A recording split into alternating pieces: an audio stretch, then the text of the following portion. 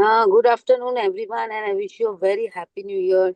All my ESG team, we have with us today our Central Council member, C. Ravi Patwa, with us, who is also part of examination committee and vice chairman of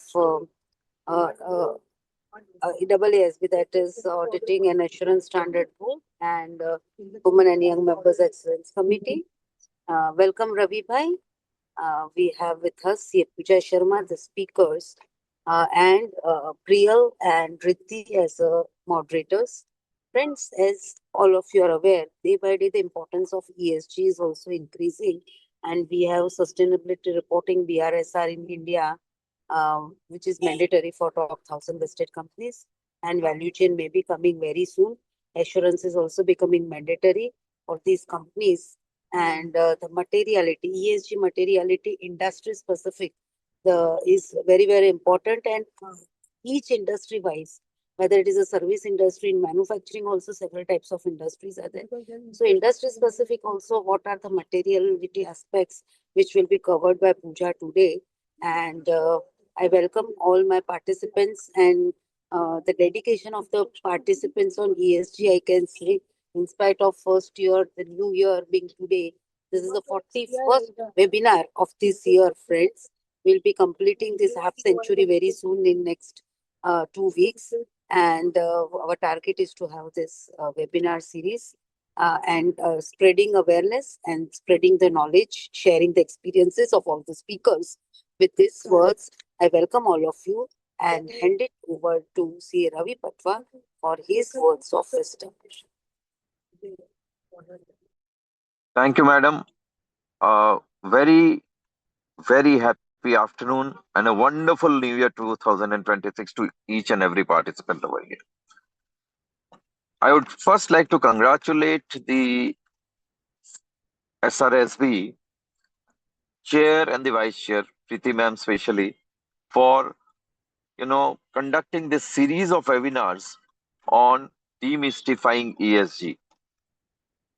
It is of great importance because many of the practicing chartered accountants and even non-practicing ones may not know the nuances of ESG, and she is making it sure that everybody understands ESG and its importance. Today we are going to talk about materiality in ESG, and I welcome C. Pooja Sharma, who will be speaking on it. Friends, in any aspect, in every field, materiality is of great importance. I'm in the field of audit basically. I'm not an ESG expert. I'm basically an auditor. Nothing happens without testing of materiality. In any large organization, you cannot touch each and every aspect of it. You have to find out which aspects are important, which aspects are more impactful for your organization. And the similar concept is there in ESG also. Now, of course, we have to think of what are the things in ESG which are going to impact the organization and the society more. That is why, since these two aspects are there, now people are talking about double materiality.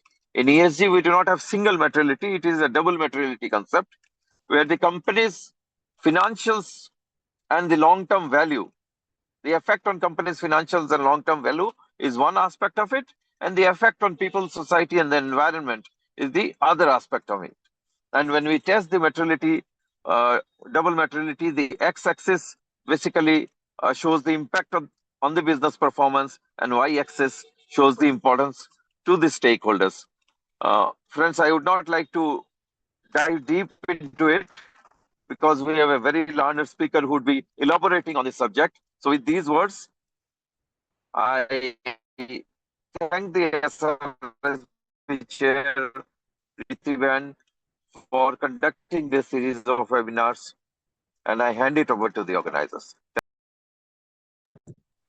Thank you, Ravi Bhai, for being here and sharing your words of wisdom on our 41st webinar of Sustainability Reporting Standard Board.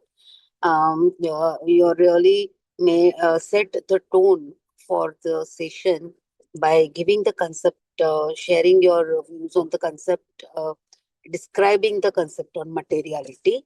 As materiality is very important in audit also, as well as in sustainability areas also.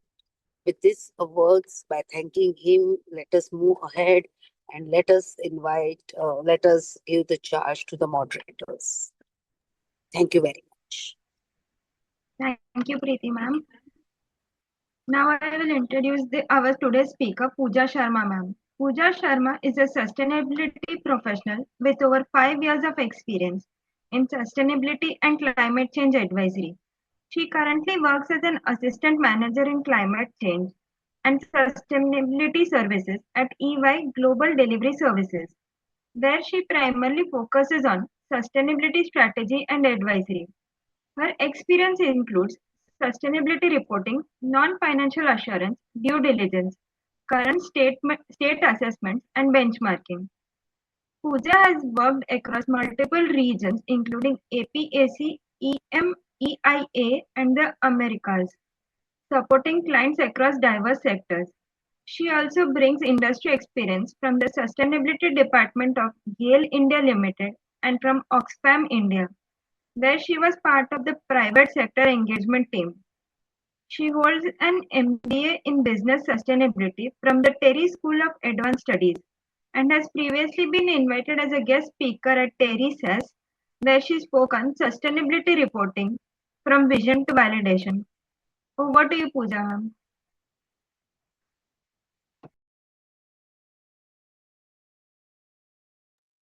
Sorry, am I audible now? Yes, ma'am. Okay, thank you for confirming. Thanks, Priyal, for the introduction. I'll share my screen and let me know once it is up.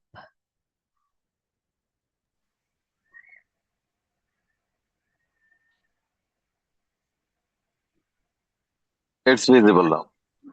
Okay, I'll just minimize this. Okay, so as Ma'am and Sir already mentioned, we will be diving deep into what is ESG materiality and its mapping process.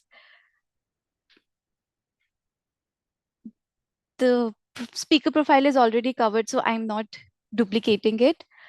The flow of the webinar or the agendas that I would like to take you guys through is first we would discuss why materiality really matters today, and then understanding materiality in sustainability perspective. But then to also understand it more, we have to understand where it really came from, and then the shift from single to double materiality, like Sir mentioned. Then different framework standards and regulations also define materiality, or they give different ways in we should approach materiality. We would also touch that, and then having understood all this, we would understand what is a materiality mapping process. We then discuss industry best practices, and then some aspects of what is actually the future of materiality in terms of sustainability. With this, I think we are good to start with the first session. And for the questions, I think it would be best if we take that in the end, but feel free to drop anything in the chat and we can accumulate it all to discuss towards the end. Okay, and for the organizers, since I have no view of the chat and anything that is going apart, I can just see my screen. Feel free to let me know if in case you lose my screen or my screen gets struck or there's some noise from my end or anything. The technical team can give access to the chat to the speaker, no? So then whatever questions are there, she can know, she understands. Yes, but while the time I present, I think I'm only able to see the presentation screen No, no, on no. my. It is not like you'll be able to Okay, see. Technical team, okay, please support. okay, that's fine. If required, I'll ask. I'll ask the team. So starting with the first part, why materiality matters today. So we see sustainability today is too much to care about. I think the times have gone when people never understood that these issues really exist. But now there's too much. You would see climate change, human rights, biodiversity, diversity and inclusion, people talking about supply chain sustainability, data privacy also coming in, community impacts, ethics, governance, a lot of issues. But then in when so much issues come into picture, the real challenge is not awareness but focus. So companies have hundreds of ESG topics, but the resources, budgets, and timelines are limited. We cannot cater to everything, and not everything can be prioritized at the same level of priority or importance. So then the questions companies struggle with is, what should we really focus on first, and why should we do it? So then it's about another aspect coming in. Everyone cares, but then they all have different vision to care about. So investors would be only keen for the financial risk and return part of things. Customer would say, we, trust, safety, and ethics is something important for us. Employees would focus only on well-being and fairness. Regulators would say, you have to comply by these things. And community would, of course, say, what are you doing for us? So you see, the expectations are not really uniform, and it differs as the stakeholder differs. So, what really matters is which sustainability topics truly matter enough to influence decisions, strategy, and performance. And you see, although we talk about materiality, but this question actually sits at the heart of decision making at sustainability level. So it is not just a reporting question, because materiality is usually also linked to reporting, but it also helps you to drill down to the business and strategy level side of things. So here comes the picture. Materiality is the lens that brings clarity to all these aspects. It helps companies to prioritize what they should focus on. It helps to connect business performance with the diverse set of stakeholders and their expectations. So materiality is something like a filter. It's not really a checklist, but a filter that will help you decide from doing everything to doing what really matters the most. And now, when we really understand why it's important, we have to more understand what is actually materiality in sustainability. So, material would actually is not something that you say is important to everyone or someone, or you not say is material is something nice to talk about. It actually is, it should be something that influences decisions, like we discussed. And important is very loosely used in whenever we have conversations, but materiality and material is something much more than that. So anything that influences your business performance or stakeholder decisions and expectations is something we would call material, that it's material enough to deserve management's attention. And if any topic can somehow help you decide where the company should invest, how they should regulate, how they should buy, how they should work, then it really becomes material for them. And with this, does it mean what is material to, let's say, company A would be material to company B? And the clear answer is not really. There could be same topics, but then same materiality for all companies actually do not apply.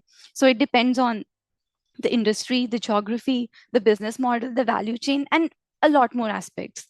Let's say water use. Water use is whatever amount of water a company is consuming. Let's say would be critical for a beverage company who really depends on water. But for a software firm, it's not really that important. Maybe a material topic like data and privacy is more important for them. So that is why copy pasting material topics from peers doesn't really work well here. And then why everyone is talking about materiality? Why is it so powerful? It's because it brings that focus to ESG strategy, and then it aligns sustainability with business reality, and then of course improves credibility, and it also helps you prevent greenwashing, over reporting anything which is not really required, and then avoiding the scattered initiatives an organization can have, and give them a lot more strategic insights. So without materiality, sustainability is often like a long list of good intentions, but you you not really know what to make or with which topic to make that greater impact with. So materiality didn't start actually with sustainability. And to understand more about the concept, we can also dive deeper into where it actually came from. So the roots actually lie in financial reporting itself. So it originated as a core question in finance: what information is actually important enough to influence an investor's decisions? And when we ask this, our focus is clearly into, we're talking about profits, assets, liabilities, financial risks, and all the things we can associate with the financial world, basically. So it was what investors want. But then the problem the problem for which we actually required materiality even in finance was, if we have too much information, it can mislead anyone. And then if we are giving any minor details, it's a risk that, what is important is just skipped. And a decision useful information should be available for everyone. So again, materiality came as a filter for relevance. It just helps you separate noise from signal, let's say. And the classical view of materiality is simple, like we discussed: and information is material if we skip to mention it, or we misstate it, or let's say there is an omission of that statement, it would influence the economic decisions for users, and users mainly investors, lenders, and the like. So why I'm stressing here more is because when further we will discuss sustainability, materiality, you see how the focus shifts not just from investors but to a broader set of stakeholders. And then why came a point that only financial materiality started becoming insufficient? So when things like environmental disasters happen, when there are corporate governance failures, there is social unrest and labor issues, or let's say climate related things, all these things, sooner or later investors started recognizing that they are also posing risks, which is indirectly also causing financial interruptions. So they would associate climate risk as financial risk. If there's a social unrest, then there's an operational risk. And if governance failures, then there's a value destruction for the entire firm. So these were the points when the issues which were considered actually non-financial, they suddenly started becoming very relevant even in financial aspects of things. So there comes the point when sustainability comes as a sustainability, from a sustainability lens as well. So there comes a point when we are looking at climate change not just something as greenhouse gases are increasing in the atmosphere, but then also associating it with that climate change would call physical and transition risks, would actually have financial effects on the company also. So this is how each and every aspect of the business could be actually correlated with some or the other kind of risks which has financial aspects to it. Then there also comes a point when the definition of who really matters shifted, or not really shifted, but it expanded.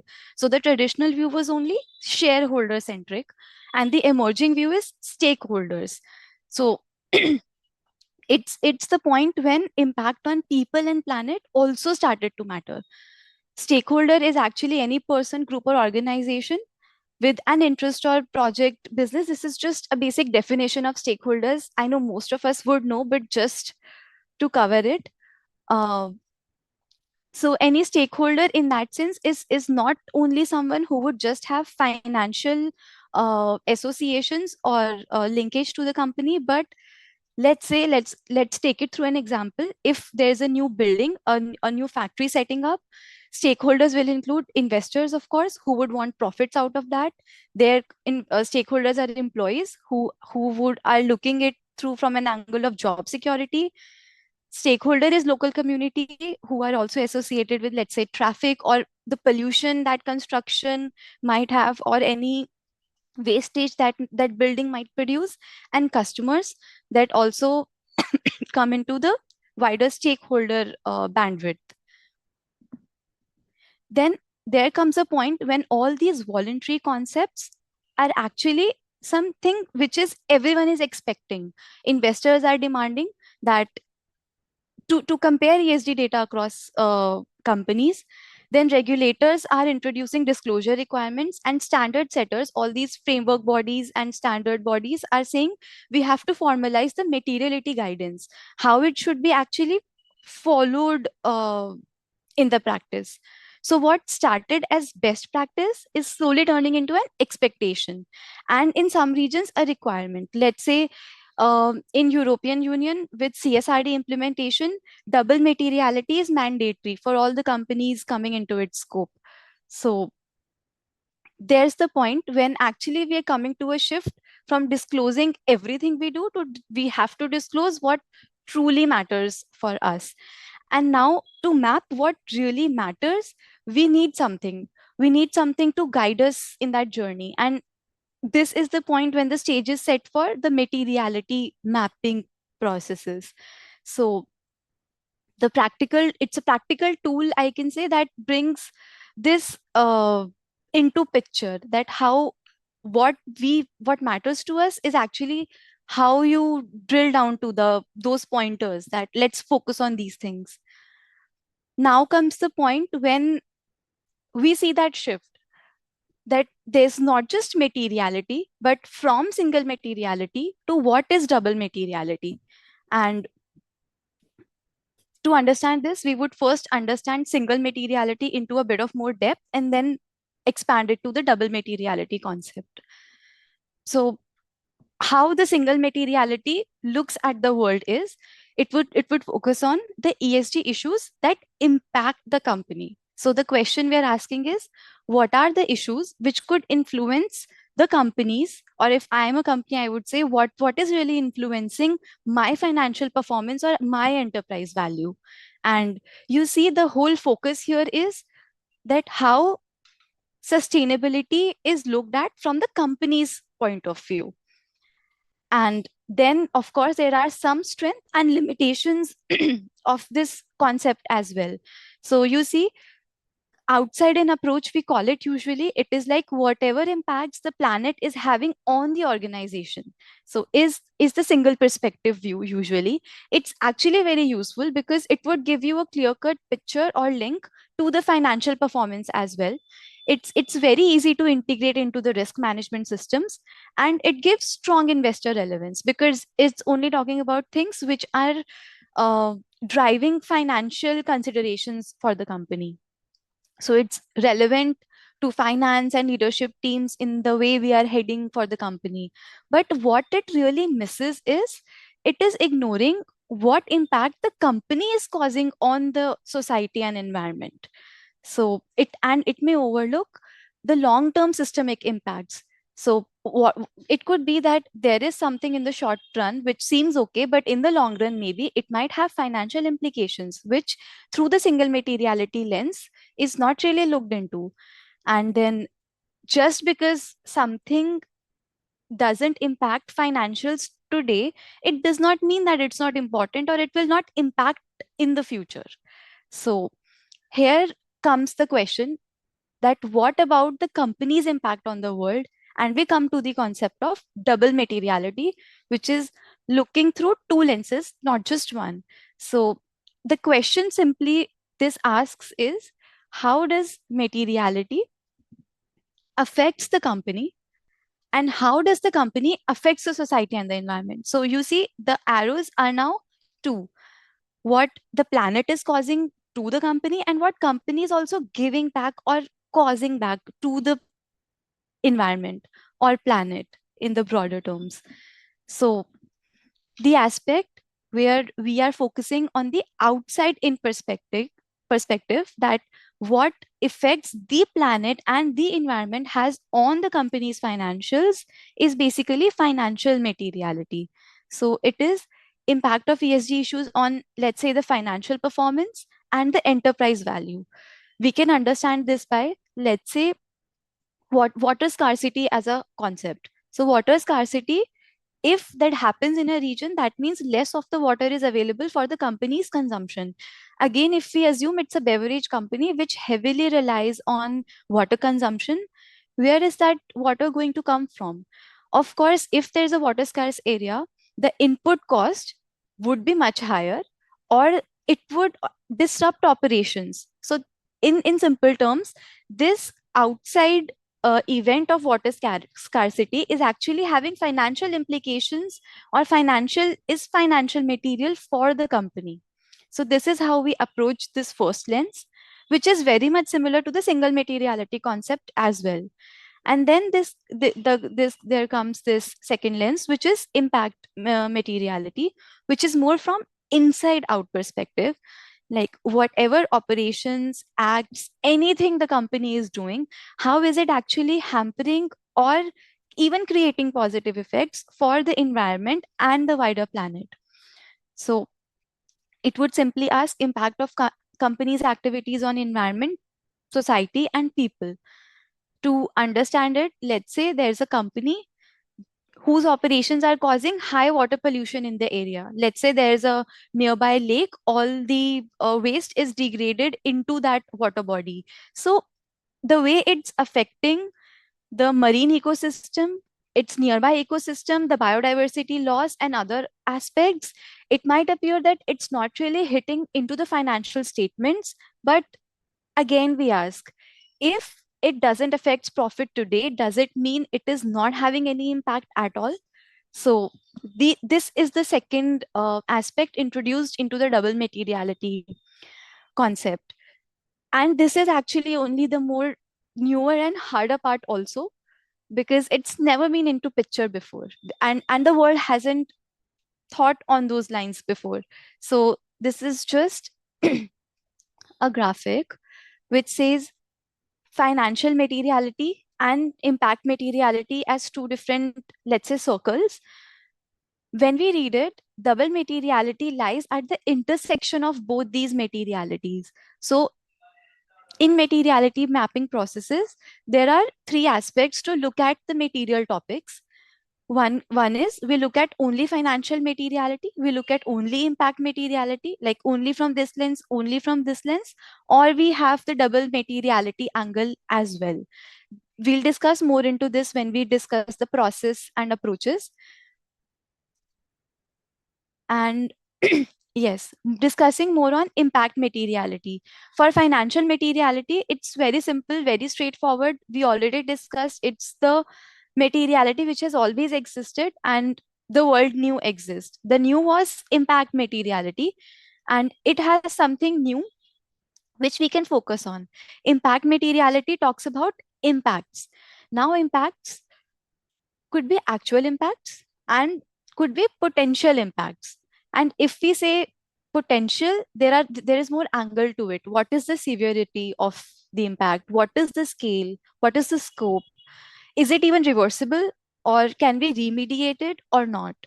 So again, impact materiality, the point where it hits companies is, even if it doesn't hurt us financially, are we really causing that harm? Or if this harm is caused in the long run, will it impact our financials in the longer run somewhere? Then we go on in more discussing about, to understand double materiality and its processes later, we have to understand what are the impacts and how we can really differentiate between two of them. So let's say actual impacts, these are going by very literal meaning of the word. These impacts are already happening as a result of the company's activities or value chain. Let's say there's a manufacturing plant discharging untreated water into a nearby river. So this is something happening in real time. It's current water pollution affecting the local communities. Or let's say there's gender pay gap already present within the workforce. So actual impact would be something which is already there, which you can observe, which can be evidenced, and which is simply ongoing. On the other hand, potential impact has something deeper to it. These impacts are also harder to recognize because They are not happening now, but they have a chance to occur in future if certain conditions or risk materialize. Let's say there is a planned expansion into a water stressed region. So there is a risk of future water scarcity in that area. Then giving, let's go by the beverage factory example. Let's say a beverage factory plans, or they have not done this assessment before, that the region where they think of opening this new plant is actually is in a water stressed region, or let's say that region is going to become water stressed in 10 years down the line.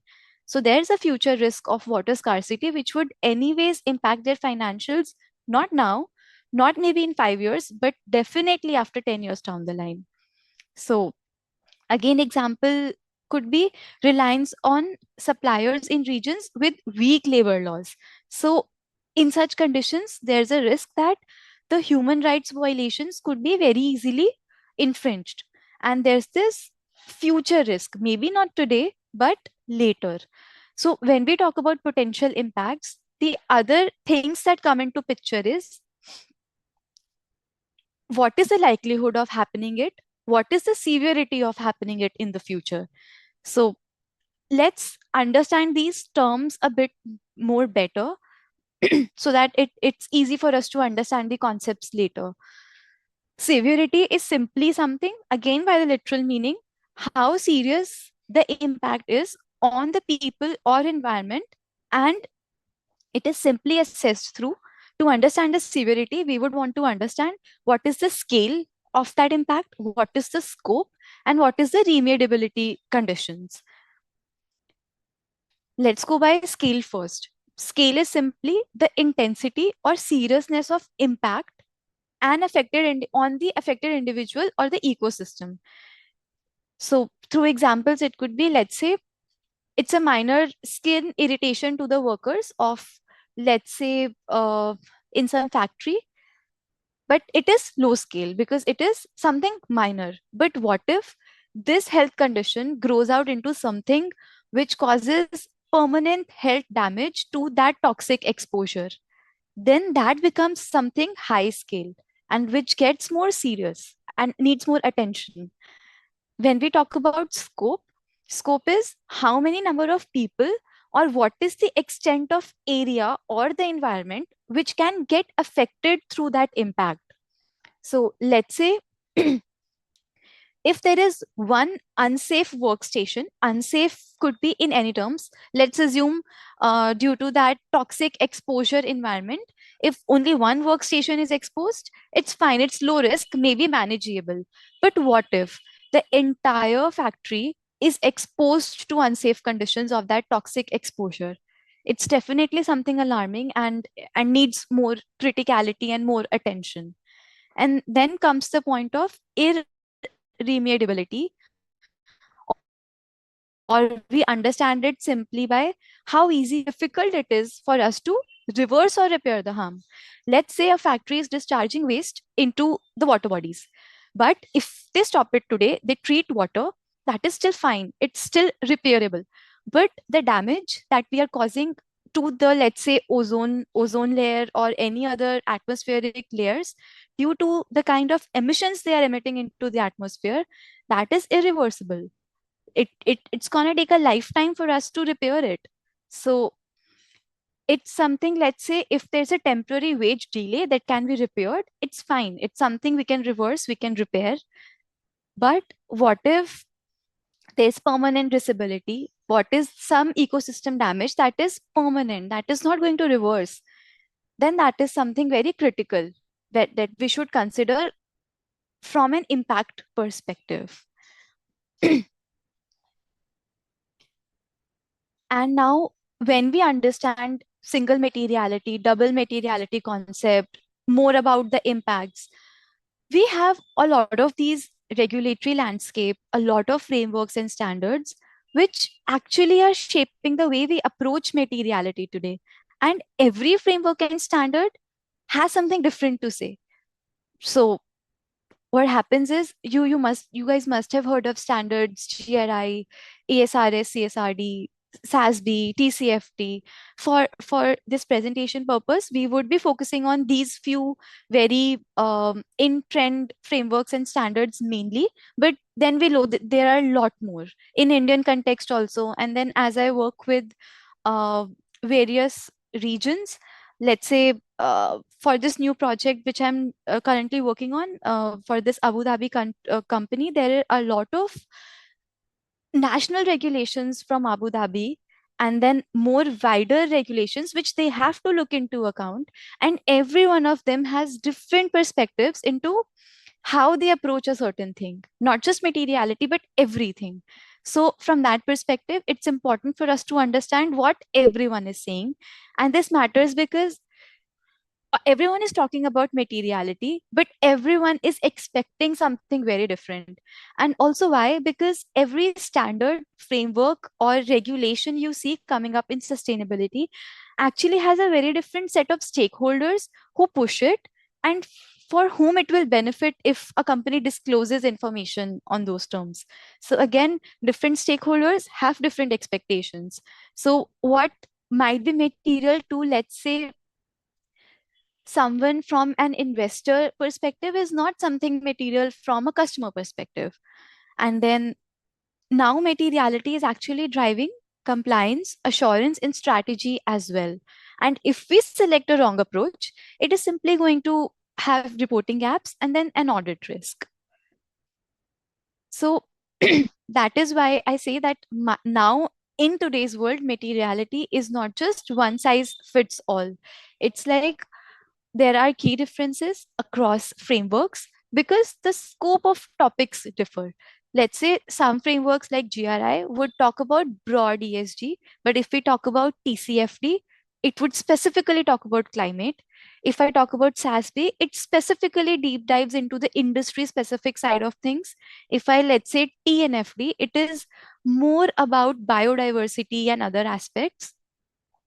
And the other angle to these frameworks is the way they look at materiality is also different. Some frameworks only look from a single materiality perspective. Either they talk about the impact materiality side of things or the financial materiality side of things. And some frameworks, like we all know, CSRD, talks about the double materiality side of things. And then these frameworks also differ in the way they are prescribed, they have guidance to be followed, and the way they have auditable processes. They tell you there are specific frameworks that tell you you have to get audited even on the materiality processes, that how you have actually arrived at the material topic list. So that is why the framework that we report on is also a choice that entirely shapes the way we are going to assess the materiality or how our process is going to look like. First, if we deep dive into the GRI impact focused materiality. So, GRI mainly has one lens through which it looks at the world. It's the impact materiality perspective. At high level, so at the later stage, we are going to deep dive into a generic materiality mapping process. For now, the processes that you'll see here is mainly from a GRI perspective and very high level, just to give you a flavor of how it's usually done from a GRI lens. But later we are going to discuss actually everything in very detail, step by step. So yep. GRI usually has this four-step process where they would first require us to understand the organizational context. It would want us to identify any actual and potential impacts. And then we have to assess the significance of those impacts. Like we talked about, what is the scale, scope, likelihood, remediability, etc. for those impacts. And then we have to prioritize, define thresholds for those impacts. But you see the key characteristic here is it's very principle based and flexible. It has strong stakeholder engagement because we have to take perspective from everyone. and it's less of prescriptive and not audit driven. What that means is, even when you look at, you must have seen or known that the way GRI standards is laid is like they have a universe of material topics. They have some industry specific guidance now, but that is for very limited sectors, only 5 or 6 yet. So what they really have is, they have this big universe of topics from which a company can pick and choose and decide on which they want to report following their materiality mapping processes. So it's not like they never tell you, like CSRD, that E1 to E5 are the environmental topics on which you have to report. So it's not something very prescribed in that way on GRI, and they never have any audit requirements in those terms. Audit requirements from materiality perspective. Of course, the GRI based reports are audited, but that is something different. And then the EU CSRD or the ESRS standards, from where actually the double materiality has picked up so much. The materiality lens we know is both. So we will look at impact materiality and financial materiality. But then what's actually different from GRI is, this is a mandatory thing under CSRD. And every company which falls under the scope of CSRD has to follow the double materiality process. They cannot skip the going taking themselves through the two lenses. And it's auditable and it's regulated because it is under the CSRD law. And then, like I mentioned, unlike GRI, we have a full screening of all ESRS topics here. It's not like you can miss anything or you can cherry pick that maybe I don't want to report on this or maybe not on that, but you actually have to do everything. High level steps, again, what we do here is we map activities and value chain, which is very similar to having organizational context setting like in GRI. But here, since it's double materiality, we are identifying impacts, but along with that, risks and opportunities as well. And then we, of course, assess the severity and the financial magnitude of the IROs above. And we apply thresholds and apply judgments and then document everything. But the key shift you would notice in this is the methodology itself has to be disclosed and assured. So any company who follows double materiality is under EU CSRD perspective, they actually have to get assurance over their methodology also, that how did they really arrive at their material topics, what were the actual things followed in their double materiality process. Now, if we talk from the SASB perspective, it's mainly from financial and industry specific lens.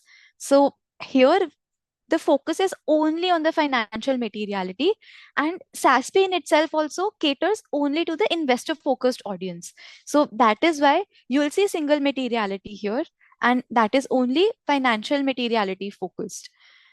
Simple for SASB, it's actually very simple. You guys can also go to their website. They have this SASB materiality map finder.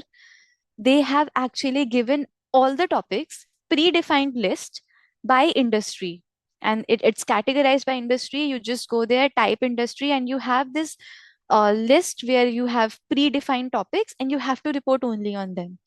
The company only has to confirm the relevance. They just have to prioritize the financial impacts. And then the way they are reporting those defined metrics is all the company has to do. They do not have to actually make a list themselves in like in GRI, let's say, because CSRD also gives us a list of topics already. And the way it differs is, what SASB is not requiring from us is, there is no assessment of social and environmental impact. This entire SASB thing is investor focused and only talks about financial side of things mainly.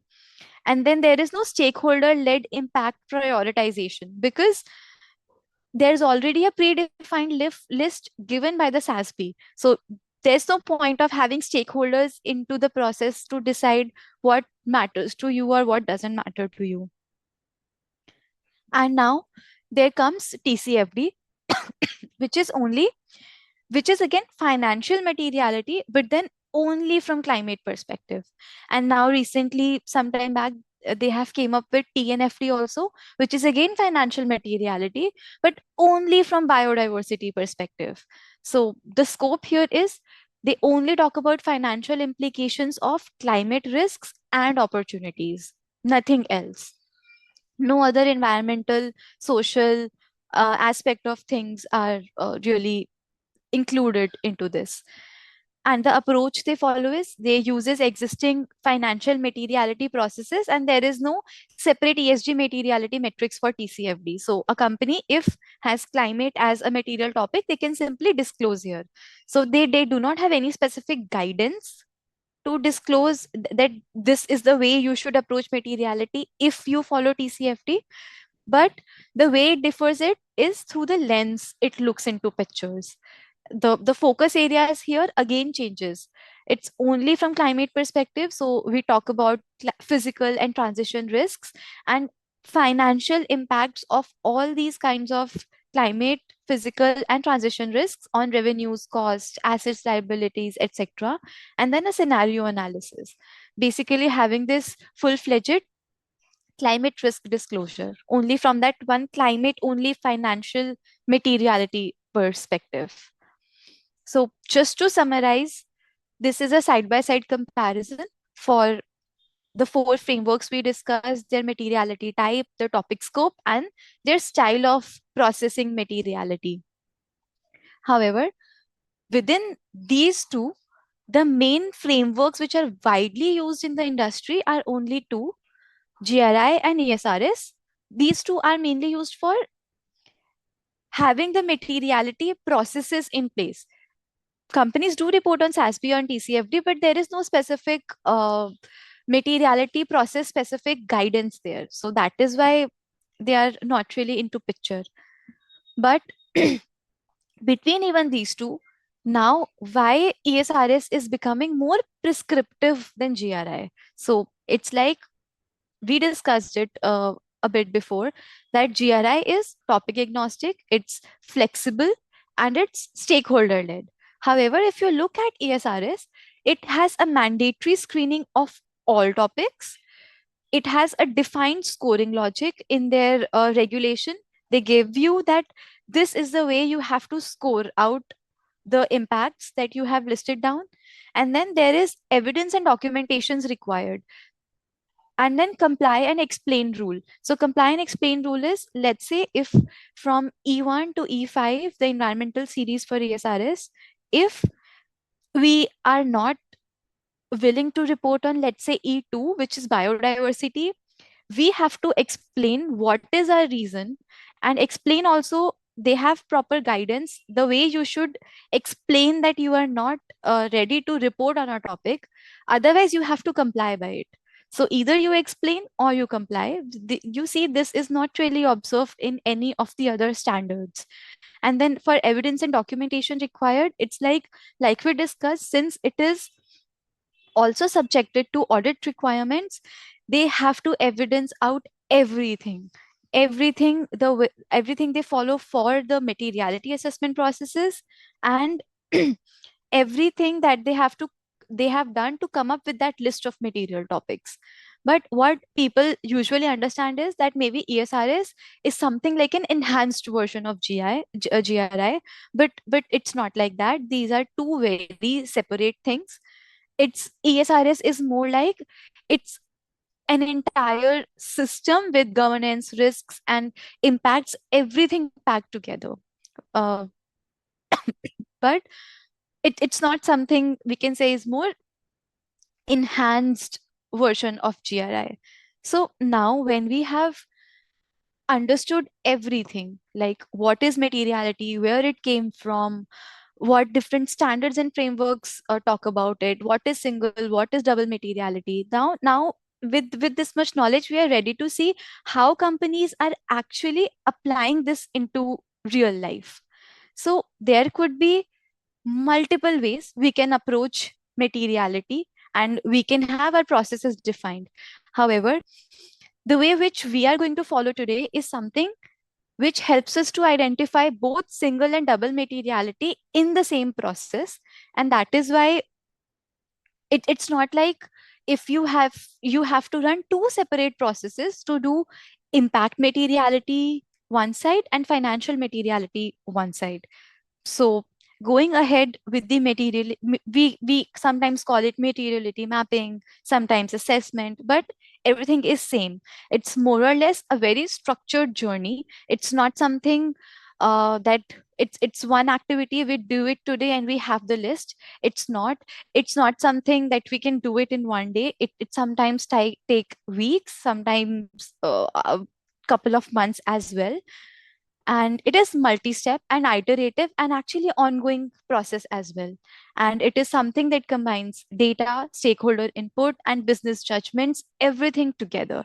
So like I also said before, materiality was never about reporting everything. It's about reporting what truly mattered to stakeholders. And with this perspective, we would now step step up into the each each and every phase of how we actually do a materiality assessment. So, starting with step one is we have to decide the scope and materiality lenses. What does that mean?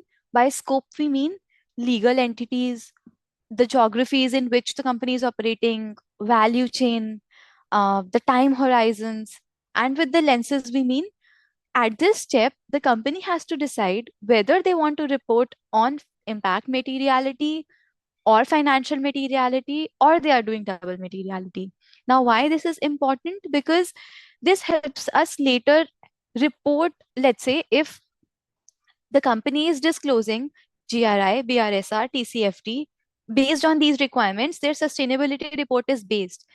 It becomes very easy for us that if we know at the first step, if we are going to report on GRI perspective, that means we have to include the impact materiality side of things. And if we have to report on SASB requirements, that means we have to use the financial side of things.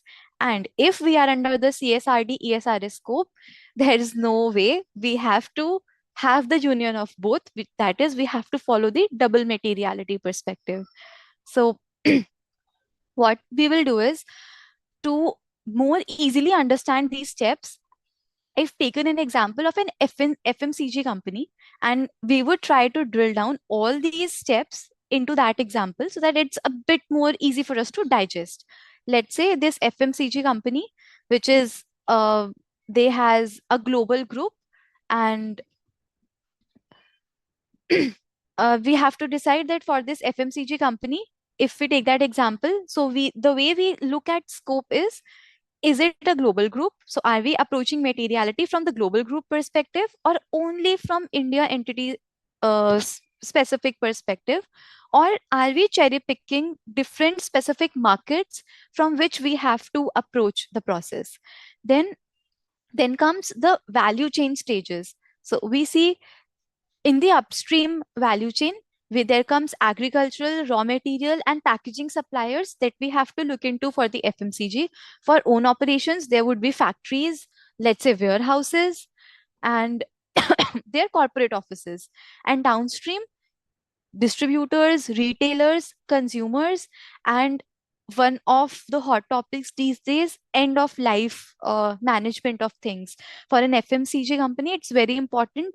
Let's say we consume a biscuit today, but nowadays the end of life concept introduces that what happens with that packaging of the biscuit when the consumer has consumed it is also kind of a responsibility of the company to look into, that they should have a kind of packaging that is not harmful to the environment. It shouldn't be like it's there in the environment for years and years. So that is kind of end of life aspect of things.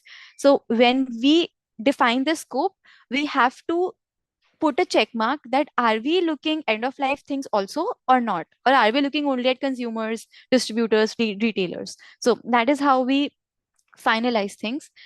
And then we also decide on the time horizons. Let's say we have usually short, medium, and long terms, as this is also required by most of the standards, GRI, ESRS, most of them. And let's say in short term, we have to say that anything from 0 to 3 years would be treated as short, anything from 3 to 10 would be treated as medium, and more than 10 years is long term. So we have to define, when we say we have to define scope, this is how we really have to figure out everything. And these exercises are done if an external consultant is hired. So, and the external consultant and the management of the company usually do this together. And if there's no external consultant, then the company itself is doing all this. So, and then from the two materiality lenses perspective, let's assume that our FMCG company wants to report on double materiality perspective. So, for impact materiality, the inside out approach, we'll have to check how our FMCG company is affecting the economy, the environment, the people, both positively and negatively, both now and also in future. And then from financial materiality perspective also, we see that how the sustainability issues around the company are affecting its performance, its cash flows, its assets, its overall enterprise value. Then we drill down to step 2. It's the point when we have done the scoping exercise, we know we are following the single or double materiality approach, and now is the time we build a long list of potential topics. The idea in this step is actually not to score anything yet, but just to arrive, keeping our inputs from step 1, and we create this unified topic universe by merging a lot many things. And let's say while doing this exercise, the company should never rely only on one source. They can refer all the available frameworks, standards, guidance, regulations, peers, local regulations and issues, everything. Let's say they can talk about, they can take topic hints from GRI, ESRS, SASB, industry specific mappings. They can take guidance from TCFD. If let's say we're talking about India specific perspective, there are BRSR principles, NGRBC expectations, and any kind of local issues that might be prevalent in that area. And very important, peer analysis. So whatever we are doing in this stage is the final result should be a single consolidated issue list that we think is important in any way. And please notice that I'm saying is important. I'm not saying material, because we have not yet done any stakeholder engagement, done any scoring at this point where we can say that that issue list or that issue is material to us. It's only we feel is important, so let's include it in the list. So that is how we approach things at this stage. Again, let's take that FMCG example. So to create this consolidated list, we will pull out related topics from various standards and frameworks. Let's say GRI topics on water and emissions, labors, let's say productivity, product responsibility. And then we have this ESRS topic list, like I said, E1 to E5, the environmental topics, S1 to S5, social topics, and G1, the governance topics. We can take hint from all of that. There are some CSRD expectations other than ESRS. We can take hint from that. SASB and industry.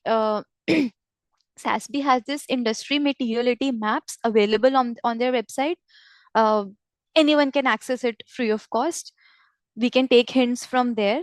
Then we have these rating agencies. We have MSCI and many more rating agencies who have, if you go to their website, they have actually a list of already important or material topics which they feel is important or material to specific industries. So we can take guidance from there, TCFD and other local guidance, like I mentioned. But again, at this stage, we are not assessing everything, just ensuring that no important issue is getting missed out from this list. And let's say for an FMCG, some important long list would be climate. Of course, climate, I think, is there in everyone's list these days. Energy, Packaging, very important from an FMCG perspective. Plastic waste, water, responsible marketing, the way they are doing any kind of marketing initiatives, not misleading the consumers. Then nutrition and product health information is again very important for an FMCG. Then their labors, of course. Then human rights and sourcing, DEI, again new topic picking up these days, and consumer safety, data privacy, business ethics, and then the list can be long because again nothing is material as of now. It's only we feel important, so we just include it in the bucket list. Now at step 3, there comes the point when we identify impacts, risks, and opportunities for each and every topic on that list, which we created in the previous step. So again, since for this stepwise process, we are approaching from both the lenses, for the impact side and the financial side as well, we follow the same process. Let's say for impact, we have to identify actual, potential, the actual and potential impacts, and that should be across the value chain. It can be a positive, negative impact. It could be in the short term, long run. It could be reversible, irreversible. But whatever we think for each and every topic on that list, we have to decide these aspects. For financial side of things, we have to identify the risks and opportunities.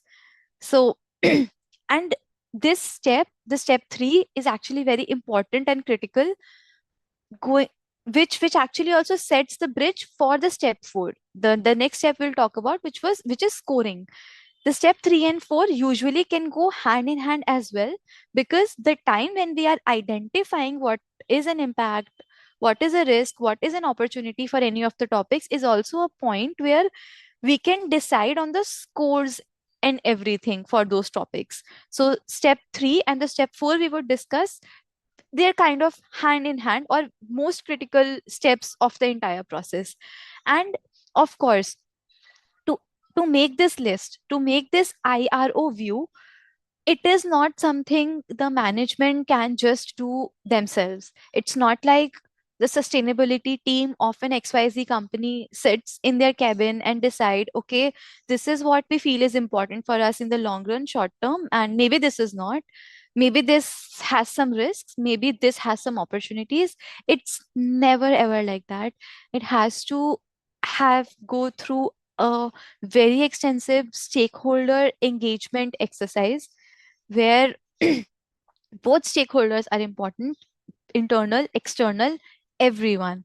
So and we take their inputs to decide what they actually feel could be an actual potential impact or risk or opportunity. And to engage with stakeholders, there are a lot of ways. We can have internal workshops, and for external inputs, we sometimes have these peer ratings also. We have a regulatory scan also, peer analysis also. So this is not something a very standalone exercise. This has to have all the stakeholders in mind. From the FMCG perspective, a few examples of how maybe we can identify uh, these impacts and risks and opportunities is, let's say for an actual negative impact, there is high plastic packaging ending up as unmanaged waste in local environment. So this comes from the perspective of waste management. This is an actual negative impact which is happening now, which can be observed and which is ongoing. And then reported labor issues in in a contract manufacturing site, let's say. So again, when we say it is an actual negative impact, the next steps would be to understand what could be the severity, scope, and other things for each of these impacts also. For some potential negative impacts, there could be use of a high risk ingredient that could be linked to deforestation, or let's say, or child labor if the sourcing expands. So maybe right now, when we use this high risk ingredient, it's fine. But let's say 3 years, which is short term, or let's say 5 years, which is medium term, maybe it poses us a potential negative impact, that it can be linked to deforestation or some kind of child labor in our value chain. So this is how we start looking at topic wise and identifying what could be those impacts.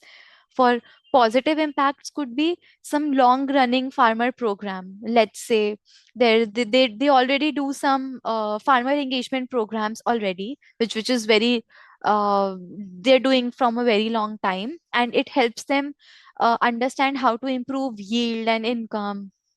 And then successful reformulation that reduces sugars and improves consumer health outcomes. This is again an actual positive impact on how they are making their products more responsible. And then a potential positive impact could be a planned shift to 100% recyclable packaging. So this is something most of the companies also aim for in the FMCG sector, but is actually very hard also to implement. uh, but you see, it's a planned shift to 100% recyclable packaging. So it's not happening now, but they're for sure, they have a target set. If that happens in 3 years, it is going to be a short term potential positive impact. If that happens in, let's say, 5 years, based on the time horizon we decide, it could be a long term or medium term potential positive impact. But we call it potential because the company is planning to do it, but they haven't yet done anything of that sort. But there are plans of doing this. So I hope that these examples gives a bit more clarity into how the actual and potential side of things are explored. Then from the financial materiality perspective, it's risks and opportunities mainly. So for risks, let's say rising carbon prices and energy cost, they affect the manufacturing and logistics. And if water scarcity is disrupting more, it is simply going to hamper the operations of the bottling plants. And let's say the NGO campaigns on plastic waste leads to boycotts or retailer delisting. There's any kind of risk related to that. So it can flow in as risk perspective side of things. And then in terms of opportunity, there could be, let's say, a growth in demand for healthier or sustainable products. So an FMCG company can see it from an opportunity perspective. And let's say there is some cost savings from lightweight packaging and energy efficiency. Let's say the government decides, or maybe not the government, let's say there are some regulations or something around that if there is some lightweight packaging, or they have some energy efficiency programs um, on their factories or on their plants, maybe they have some cost savings out of that. So it serves as an opportunity for the company in those terms. And then nowadays, green bonds and sustainability linked loans, etc., are also coming into picture a lot. So if that happens for consumer products or for FMCG sector, then that serves as an opportunity for them. So that is how we try to fill the IRO view for each and every topic we have on the list we prepared in step 2. And with this, we move to the next step, which is step 4, mainly for engaging stakeholders and internal leaders. So, like I said, the step 3 and 4 would go very hand in hand, because when preparing the IRO view, it is very important that we engage internally and we also engage with stakeholders. So, let's say this step helps us prepare that integrated engagement round, because uh, we have to engage with internal stakeholders and external stakeholders both. For both of them, the concerns are very different. For internal, we would engage with the boards and executives, the different teams there in the company: strategy, finance, risk, operations, again depending on which industry which sector the company is in, all these things vary. Which department, the other relevant departments comes into picture, or some of the ones listed here might go out of scene. And again, from external stakeholder perspective, the kind of industry they operate in can have different external stakeholders also. So external stakeholders could be investors, key customers, suppliers, employees, community reps, NGOs, regulators, wherever relevant in the picture as per the industry and where they operate. And when we are doing the step 3 and step 4 kind of hand in hand, we also ask them to rate everything by topic. So, and then yes, I skipped this point. I think in methods we also covered in the initial step. It's basically we can run surveys, we can have workshops, we can have very focused interviews or uh, group discussions also with the stakeholders, especially when we are talking on very high impact topics. uh, for example, let's say when we as external consultants always help any organization at this stage, there are usually workshops conducted and interviews done. uh, Surveys are also rolled out, very prevalent in the industry. But during workshops, what really happen is we try to consolidate a certain group of stakeholders, let's say employees, and we try to make them understand, because they might come from a background, or let's say if we are engaging with the workers of a factory, they do not know what really sustainability is, what really matters to us. But we have we need to take their perspective also. So in the workshops we help them understand what these concepts are, why it is important for the company they're working in and the work they are doing. And then after explaining all of that, we have a survey or we have a questionnaire where we can ask them, these are the topics, how do you feel, or what is your understanding it, how it's going to impact things in the space.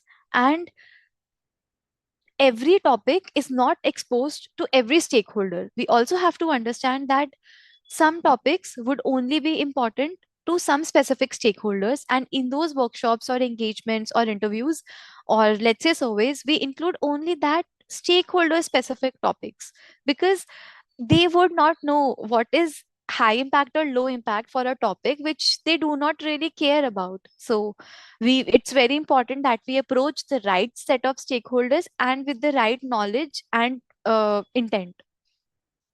And with this, we when we have those engagements with them, we ask them to rate by topic, that what is the importance or concern, which says stakeholder significance, which would help us understand, is this topic really significant to that stakeholder.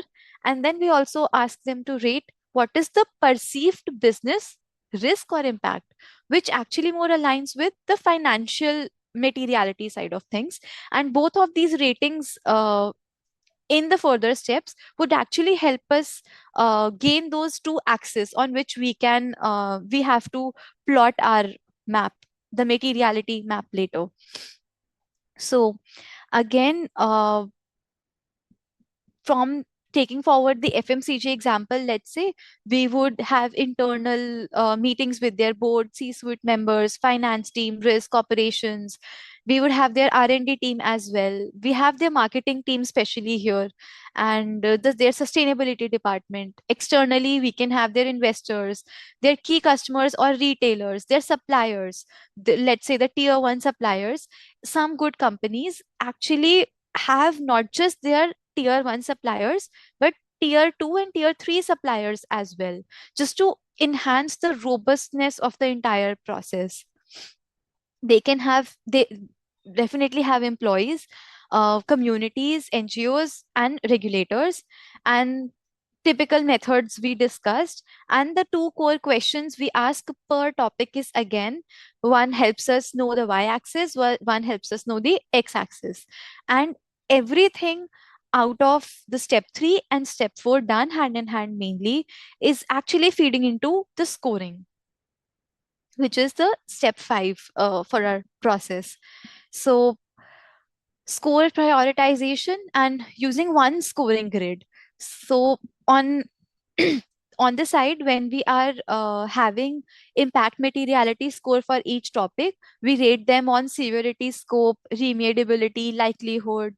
And same for financial materiality scores, its magnitude of potential financial effects, their time horizons, their concentration of risk opportunity, etc.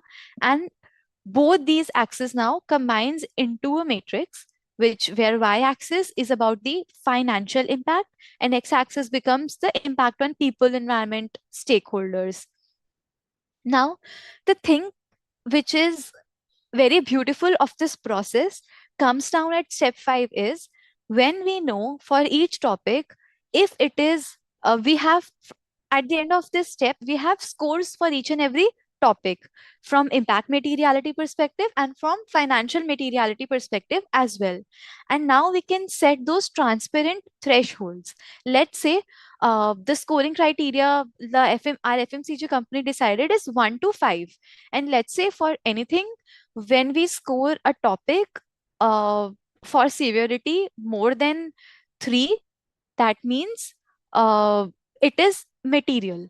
So any score which we give above from 3 or let's say 4 becomes material.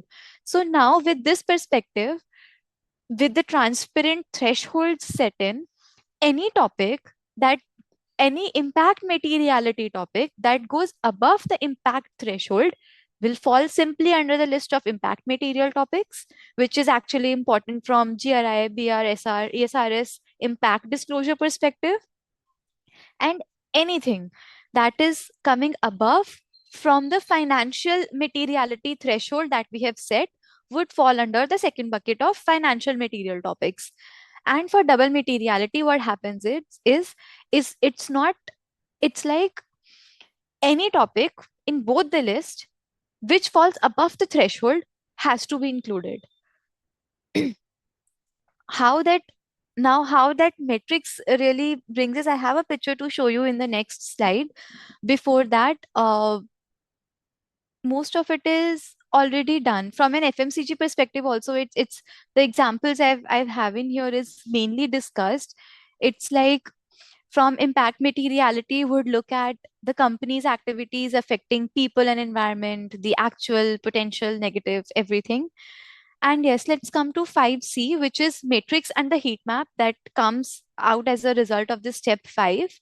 Is it helps us visually identify, let's say, the high impact and high financial topics, which should be actually the top strategic priorities. And likewise, we get 4 quadrants. So, for example, here, let's say x-axis is financial materiality and y is impact. The scoring here is a bit different. The one used in this picture, it's not 0 to 5, but the company is free to choose whatever scoring they want. It's just they have to disclose the way they did all this. So the most important quadrant is this one, the top right quadrant, because it is the place where the financial materiality is also high and the impact materiality is also high. So this is how we approach at things. The first quadrant being the most important and this one being, let's say, one of the least important, because impact is also low and financial materiality is also low here. And this is how, based on scoring, our topics would be spread all across this matrix, and we can decide here's a list of the top high priority topics that we have to report on. And now this gets us to a point where maybe we have list of 10 topics, but now we know what top 5 topics are more important or material for us to report on, to disclose on, and to have more initiatives on, let's say. So the energy, money, time, everything could be focused on them. And now, when we have this metrics in place, we know what are the things really we have to focus on, comes step 6, where we have to validate, we have to integrate and report our materiality mapping approaches. So the materiality matrix or the list that we get out of all the 5 steps is actually has to be validated and reviewed by the senior management and the board of the company, because there has to be a sense check to ensure that there is strategic alignment, because the leadership has to be the one driving everything from top. So without leadership validation, every materiality exercise is often disconnected from real decisions. They would be the ones taking real decisions on those impacts. And now we integrated all those important material topics, which is important for us, should be integrated into the ESG strategy. Our targets and KPIs should be based out of them, and that is how we report also. And finally, when everything is done, we thoroughly document everything. We document what was our scope, the very few things we decided in the very first step, the scope, value chain, and the lenses used, how our list was created, what were the sources, what were the stakeholder groups we narrowed down, both internal external, how we engaged with them, what were the engagement methods used, what was our scoring approach, what threshold we decide, and is it validated or not by the management or board. And this is how the entire uh, things come into the picture. But the next is, you see that we have followed a common approach.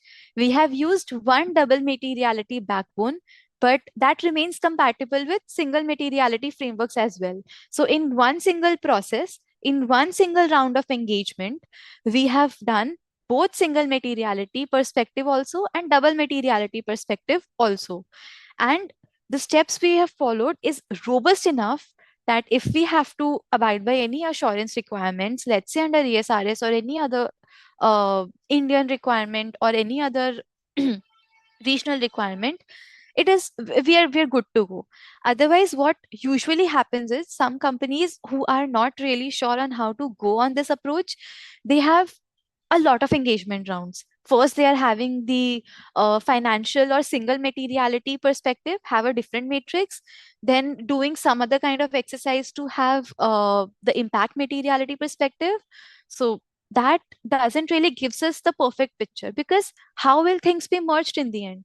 So that is why this common approach actually works very well. Then these are some high level topics on, let's say, how for different industries there could be some sector specific considerations based on what material topic is important for which industry. I think in interest of time, I'll not go through each of them. Beverage we have already discussed. Let's say for technology and software, some key important topics would be workforce availability and development, mainly talent acquisition, cybersecurity and data privacy, supply chain labor practices in the electronics and manufacturing value chain for them, and energy consumption of data centers, which is one of the hot topic for any technology and software firm today. Uh, I don't know how many of you are aware, but there have been these recent studies and articles out there which talk about the kind of environmental impact every chat GPT prompt we give is having on the environment. So if you get a chance, try to Google it. You will be amazed. And I think you'll think twice, even asking or writing some extra words on ChatGPT. In this study, they revealed that the highest amount of emissions coming out is from the use of word please. That when users write please, it's actually of no use for the ChatGPT to understand things, but we have this habit, and every word we write here is actually generating emissions, because the data centers have to work that hard, and they have to, there's emissions in return. So if any of you get time, read on that. It's something very interesting, I think would change how the way we look at these SaaS tools. And then fashion and retail, supply chain labor practices would be something very important. Textile is one of the sectors which uses the highest amount of water, and the kind of water waste and other waste it generates is worst. So definitely textile waste and circular economy has to be their important material topics. Water pollution in dyeing and processing, supplier working conditions, and material sourcing sustainability. Very common these days, again, the sustainable sourcing practices, all related to supply chain sustainability. So, with this, whenever we apply any materiality processes, there are some considerations to it. We'll quickly skim through them. Let's say materiality is, like I said, is something iterative and ongoing. It's like a living process, and it has to be reviewed periodically and updated for major changes. Now, what could be those triggers when you say that we have to revise our materiality? It could be a new regulation coming in, a new business model which the company thinks, or any business model changes, any mergers and acquisitions, or any emerging risks is a trigger when we have to take a step back and see if does our material topics still remain material, or there are some changes. So they keep on evolving as the business is evolving and as the external internal context is evolving. So, and like we discussed already, and very evident from stakeholder engagement, is not something owned by one team. It requires multiple perspectives, multiple cross functional inputs, and the credibility actually depends on who is involved and what were their inputs. So, like I said, we have to be very strategic in which stakeholders we engage with and how we engage with them. So there's this very funny example from one of the recent clients we were working with. So they said we were at the long list stage for them, and they said, why we have to engage with all these stakeholders? Couldn't it be simply that you guys are the experts, you know that what would be their responses? Let's just fill this out and done, and let's get done with this materiality exercise as soon as we can. And it was hilarious. We can't do that. That completely defeats the purpose of materiality assessment. We need different stakeholders, we need different perspectives, and that is how things get more robust. Like I said, different stakeholders have a different role to play in the process. Investors would ensure that the financial risk and governance are on point. Employees would help you think if the workplace practices are on track. Communities would help you again recall, am I doing everything socially and environmentally right? And am I having the right positive impacts?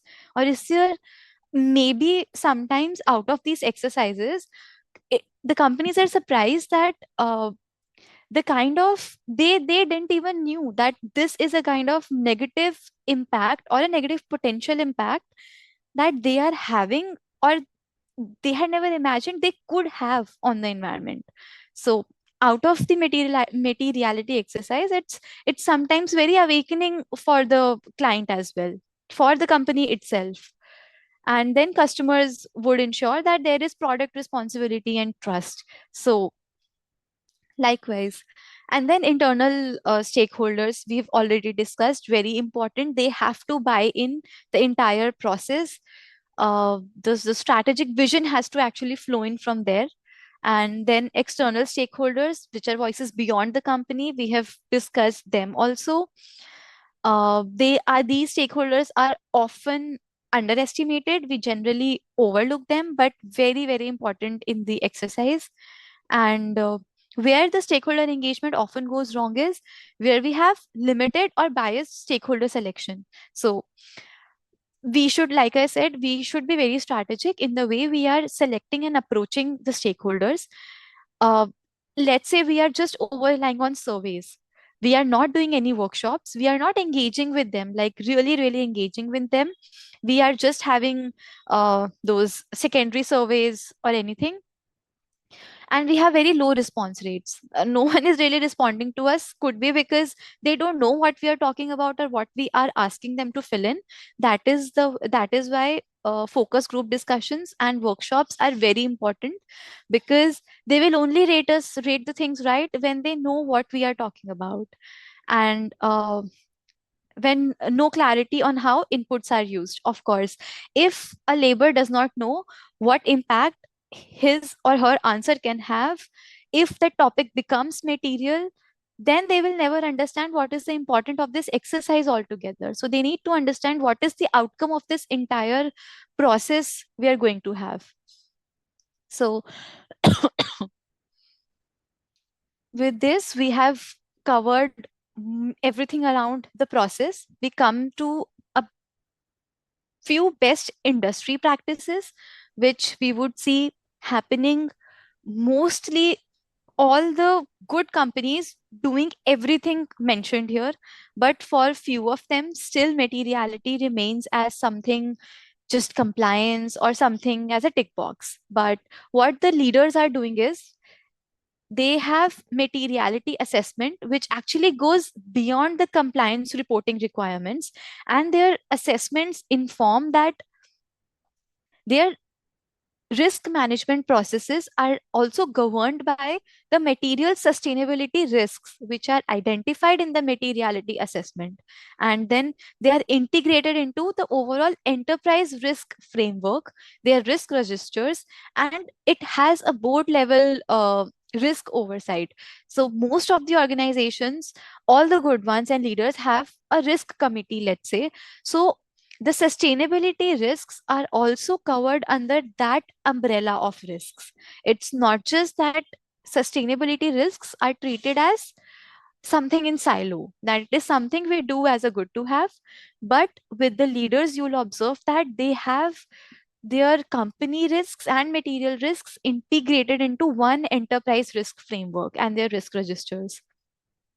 Then capital allocation, where the company understands that the material financial risks and opportunities actually shapes their investment decisions, their merger acquisition strategies, and their overall portfolio management. So these things are mainly very, very prevalent in Japan. If whenever you get time, any of you can have look at Japan's portfolio managers and other companies, how beautifully they integrate non-financial risks in their portfolio management is amazing. It's not I have seen as a very practice thing in India yet. So next comes strategic planning, which is material issues now should inform the long term strategy, how the company is innovating and its priorities in those terms, and the competitive positioning as well. So, renewable energy transition represents both risk. So, it has, whenever a company decides that we would shift to renewable energy, there's a risk that the stranded assets in fossil fuels would be just of no use. But then there's an opportunity that they could be a market leader in the clean energy space. So both risk and opportunities go there, but then there's this strategic planning of how we use our material issues to the strategy perspective. And very common these days seen in leaders is executive compensation. So uh, in an annual reports we usually have this entire section where how executive remuneration is uh, arrived at is given transparently. And with leaders, you see that they have executive remunerations linked to environmental and ESG outcomes. So they have incentives when these targets are reached. And this is again a very good thing, because then it goes beyond just as an exercise. It's ensured that if these topics are material and if these targets are reached, then there are some incentives out of it. I feel for some of the companies, not in India yet, they do it even with employees. So if employee helps them achieve any of their sustainability targets, they give them incentives too, not just executives. So these are some of the best practices. Then the last line says here is organizations treating materiality as merely a reporting exercise they miss the strategic value of the assessment process itself. Like I said, it is not something we do only because we have to understand what we will write in our sustainability reports. No, those days are actually gone. Now is the time when materiality assessments are actually done to inform the strategic vision and value of the organization, and how it's integrated overall with all the processes. These are some best practices, most of it already discussed. Just quickly skim through in interest of time. So first is we secure board and executive sponsorship. Like I said, the board has to agree, only then the decisions and commitments and the accountability falls into place. It's very important for the company to establish clear methodology and thresholds for the stepwise materiality process. And then we have to engage cross functional teams. We discussed that, the importance of stakeholders also in great detail. And then we discussed there has to be multiple information sources. uh, we discussed that too. I told you about considering the time horizons explicitly, where we say what is happening in the short run, medium term, and long term. And then robust stakeholder engagement, we discussed that. Seventh point, document comprehensively. Like I said, we have to document each and every step and details that we go through. For CSRD, it's a mandate, but for other standards, it's not. But it's best we disclose all these things in our sustainability reports. And we have to establish triggers that when we have to have the reassessments done for our materiality. Usually companies follow this as an annual refresher exercise, but it's definitely we can have some triggers decided that when, let's say, maybe when an M&A happens, we are going to do that, or when a business model change happens, we are going to relook into our materialities. Then integrate with strategy. We have discussed this in length. It is not a siloed exercise, but the results of materiality assessment process has to very well feed into the strategy of the firm, not just sustainability strategy, but the overall strategy of how it's operating. And 10th is it has to align across frameworks. We have discussed this too, how the step we followed actually keeps into site that we will later report on different frameworks. So we have to check both from impact and double financial materiality perspective.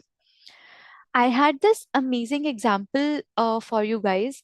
In interest of time, I'll not very deep dive into this, but later whenever any of you has time and want to understand this entire thing which we discussed very theoretically in action, check Heidelberg Materials, their 2024 annual and sustainability report. Amazing report.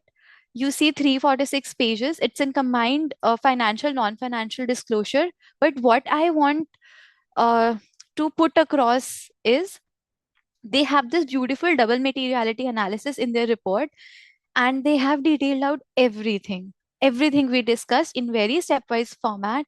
You'll see how they are assessing impact materiality stepwise. You will even see how they have scaled scope, remediability, and likelihood decided, that 1 means less, 4 means high, and all their stakeholder validation steps, they're managing board approvals, how they're processing financial materiality, everything. And in the end, they have, in this format, they have results of their double materiality assessment. And then they have this process of how they identified and assessed material topics related IROs. So whenever any one of you get time, do go through it. You will definitely understand whatever we discussed in theory is actually how done in reality. And with the last topic is how we see the future for materiality is changing. We'll just quickly go through all of them. So the way I envision materiality is changing is something having more strategic direction. it will be more standardized, definitely, and will be definitely more data driven. We'll just discuss what each of them mean in their context. So for from compliance exercise to strategy engine, that's what I have told across the entire session, that materiality is not a standalone exercise. The results has to feed into the strategic priorities of the company. So materiality is shifting from what do we have to disclose to what truly drives our long term value and impact. And this is the point when double materiality is also becoming the default mindset. So companies are expected to understand both how they are being affected and how they are affecting the world, both perspectives. And already the leading companies are using materiality to shape their portfolio choices, their capital allocations, how they're innovating, how they're positioning their brand, and they're not just using it to populate a report, but just driving some real world outcomes. And yeah, last line says, in other words, materiality mapping is evolving into a strategy tool that helps leadership make better decisions under climate, social, and geopolitical disruption. And next is, the like I said, it has to get standardized as we move ahead, because so many standards giving their own set of things is not going to work in the very long run. So definitely regulators and standard setters are working, and they will definitely come up with something which is interoperable between all the standards, which serve as one single core assessment. And with already ESRS guidelines coming in and double materiality having a lot of attention, it's kind of moving in that direction, but I feel it would be more prominent in the coming times. And then the materiality would definitely will be more granular, more impact centric, and stakeholder linked. So granular in terms of, let's say, the CSRD aligned companies are already reporting a larger and more nuanced set of material matters, which maybe a company who is following GRI maybe is not doing. So in the coming years, I feel it has to get more granular, and then it has to get more impact centering. Companies has to stop thinking that what is happening to them, but also integrate what they are doing to the outside world. um, and then materiality outcomes will increasingly show how and where a company changes the real world, not merely what is financially convenient to disclose. And with analytics, AI, and then the continuous process loop, like I mentioned, I think it will not be like a once a year workshop or once a year kind of thing. It would be something continuous, but more governed by data, where we can use AI and other analytics tool to actually help us understand, for scenario analysis, for geospatial data, how our value chain is analytically driven. And it can help us monitor, let's say, our value chain hotspots in real time, or let's say identify water scars or other biodiversity hotspot areas in real time with the use of the new things coming in. And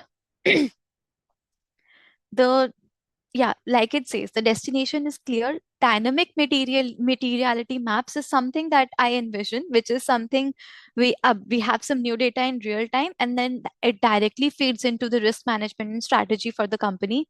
It is not something static that we see now.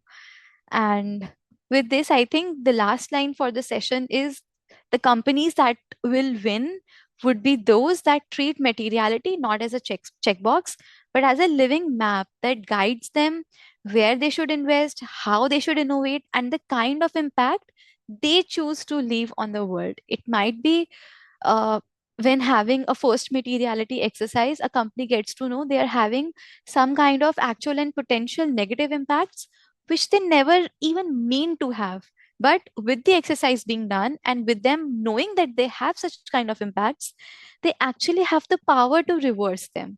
So that is how I feel that the companies will have to choose the kind of impact they leave on the world. And yeah, with this, we move on to the last part.